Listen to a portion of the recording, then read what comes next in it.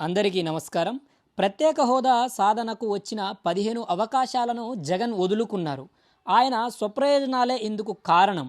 AP Congress వ్యవహారాల incharge Manik Thakur విజయసాయిరెడ్డిపై Rajya Sabha చైర్మన్కు ఫిర్యాదు చేసినట్లు వెల్లడి.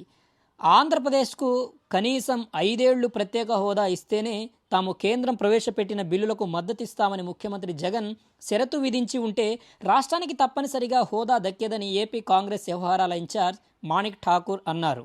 ప్రత్యేక హోదా రాకపోవడానికి కాంగ్రెసే కారణమని వైకాపా ఎంపీ విజయసాయిరెడ్డి రాజ్యసభలో ఆరోపించడం, తనపై వ్యక్తిగతంగా విమర్శలు చేసిన నేపథ్యంలో మాణిక్యం ఠాకూర్ మంగళవారం ఇక్కడ విలేకరులతో మాట్లాడారు.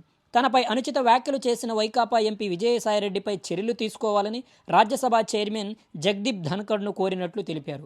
ఆయన వ్యాఖ్యలను రాజ్యసభ రికార్డుల నుంచి తొలగించాలని కోరానన్నారు. కేంద్ర ప్రభుత్వం గత 5 ఏళ్లలో తీసుకొచ్చిన 15 ప్రజా వ్యతిరేక బిల్లులకు ముఖ్యమంత్రి జగన్ పూర్తిగా మద్దతు పలికారని ఆయన ఆరోపించారు. ఈ సందర్భంగా ప్రత్యేక హోదా కావాలని ముఖ్యమంత్రి షరతు విధించి ఉంటే రాష్ట్రానికి మేలు జరిగేదని అభిప్రాయపడ్డారు. ప్రజలు ఇచ్చిన అధికారాన్ని జగన్ తన స్వప్రయోజనాల కోసం ఉపయోగించుకోవడం తప్పితే రాష్ట్ర ప్రయోజనాలకు వీసమొత్తు ప్రయోజనం కూడా కల్పించలేదని ధ్వజమెత్తారు. 2004లో కాంగ్రెస్ పార్టీ ప్రకటించిన మేనిఫెస్టోలో తెలంగాణ ఇస్తామని చెప్పినట్లు విజయసాయిరెడ్డి పేర్కొన్నారు. ఆ మేనిఫెస్టో ఆధారంగా జరిగిన ఎన్నికల్లో వైఎస్ రాజశేఖర రెడ్డి గెలిచి ముఖ్యమంత్రి అయ్యారన్న విషయాన్ని గుర్తించాలి. ప్రధానమంత్రి హోదాలో మన్మోహన్ సింగ్ ఏపీకి ప్రత్యేక హోదా ఇస్తామని రాజ్యసభలో చెప్పినా తరువాత వచ్చిన ప్రధాని మోదీ దాన్ని అమలు చేయలేదు.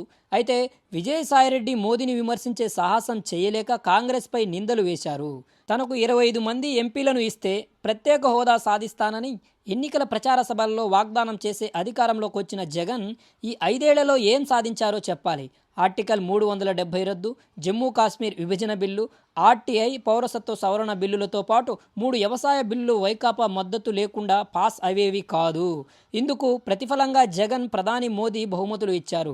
ఇలాంటి బిల్లులకు మద్దతు ఇవ్వాలంటే ఏపీకి కనీసం 5 ఏళ్లు ప్రత్యేక హోదా ఇవ్వాలని జగన్ షరతు విధించి ఉంటే రాష్ట్రానికి ఆ హోదా దక్కేది. కానీ ముఖ్యమంత్రి అలాంటి 15 అవకాశాలను రాష్ట్రం కోసం కాకుండా సొంత అవసరాల కోసం వాడుకున్నారు.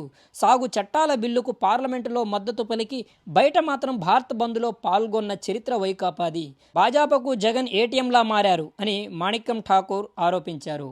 ఎవరైతే ఆంధ్రప్రదేశ్ కాంగ్రెస్ వ్యవహారాల ఇన్ఛార్జ్ మాణిక్ ఠాకూర్ గారు ఎవరైతే ఉన్నారో, ఏదైతే విజయసాయిరెడ్డి గారు చేసినటువంటి వ్యాఖ్యలు ఏవైతే ఉన్నాయో, ఆంధ్రప్రదేశ్ రాష్ట్రానికి ప్రత్యేక హోదా రాకపోవడానికి కారణం కాంగ్రెస్ పార్టీయే.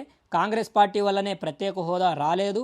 కాంగ్రెస్ పార్టీని నిందించే విధంగా, లేకపోతే నాడు యూపీఏ గవర్నమెంట్లో జరిగినటువంటి నిర్ణయాలకు తప్పులు పట్టే విధంగా విజయసాయిరెడ్డి గారి యొక్క మాటలు ఏవైతే ఉన్నాయో వాటిని ఖండించే విధంగా ఈరోజు రాష్ట్రానికి ప్రత్యేక హోదా రాకపోవడానికి ప్రధానమైనటువంటి కారణం జగన్ యొక్క ఏవైతే స్వప్రయోజనాలంటే ఆయన అక్రమాస్తుల కేసులు కావచ్చు, లేకపోతే ఆయన కోర్టుకు వెళ్లకుండా జైలుకు వెళ్లకుండా తప్పించుకోవడం కోసం కేంద్ర ప్రభుత్వానికి మద్దతిస్తూ కేంద్ర ప్రభుత్వం చేసిందల్లా కరెక్టే అని కేంద్ర ప్రభుత్వం చూపిన మార్గంలో పయనిస్తూ వారు చేసే ప్రతి పనికి కూడా సహకారం అందిస్తూ వస్తున్నారు.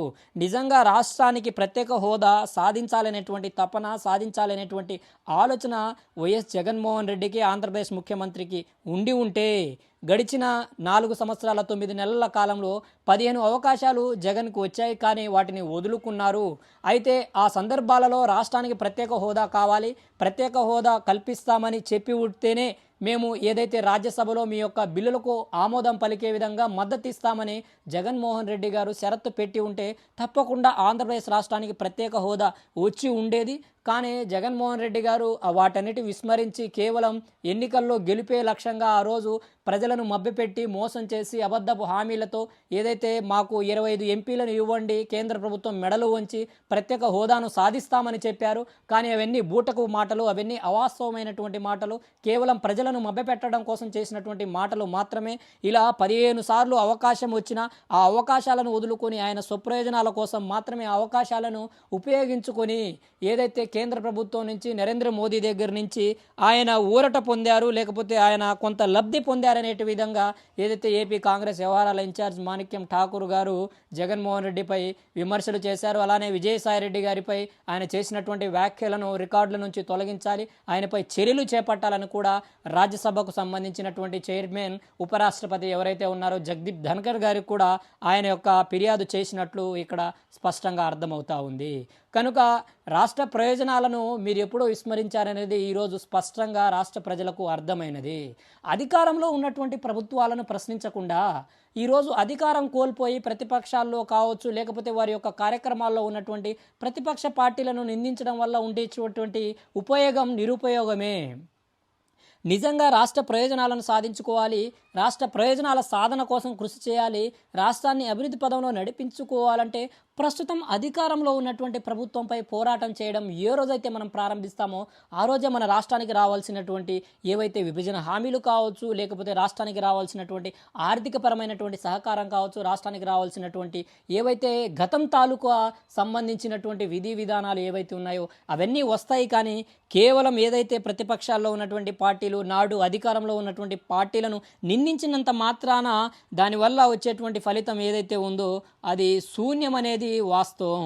కనుక ఇప్పటికైనా ఏదైతే ఇప్పటి వరకు ఈ రాష్ట్ర ప్రజలను మోసం చేశారు, మభ్యపెట్టారు, మీ ఇష్టానుసారంగా వ్యవహరించారు, కనుక ఇప్పటికైనా వాస్తవాలను మాట్లాడి వాస్తవాలను ప్రజలకు తెలియజేసే విధంగా ముందుకు వెళ్ళండి.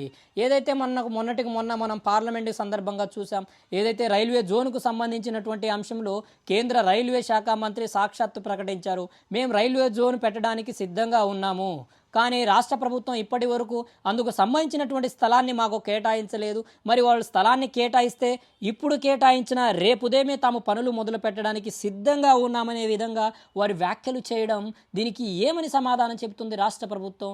నిజంగా ఈరోజు కేంద్ర ప్రభుత్వాన్ని నిందించాలా, రాష్ట్ర ప్రభుత్వాన్ని నిందించాలా అర్థం కానటువంటి పరిస్థితుల్లో ఈరోజు రాష్ట్ర ప్రజలు ఉన్నారనేది వాస్తవం. కనుక ఇప్పటికైనా ప్రజలను మభ్యపెట్టడం, మోసం చేయడం, అసత్యాలు పలకడం, అసత్య హామీలను ఇవ్వడం, లేకపోతే ప్రజలను తప్పుదోవ పట్టించడం మానుకొని రాష్ట్ర ప్రయోజనాల కోసం, రాష్ట్ర అభివృద్ధి కోసం, రాష్ట్ర పురోగతి కోసం పాటుపడితే ఎంతో కొంత రాష్ట్రానికి మంచి జరుగుతుందని ఈరోజు రాష్ట్ర ప్రజలు ఆకాంక్షిస్తున్నారు. అందుకు తగినట్లుగానే ఏపీ కాంగ్రెస్ వ్యవహారాల ఇన్ఛార్జ్ మాణిక్యం ఠాకూర్ గారు కూడా చాలా దురుసుగా, చాలా ఘాటుగానే ఈ యొక్క వ్యవహారానికి సంబంధించి రాష్ట్ర ప్రభుత్వాన్ని నిందించడం జరిగింది.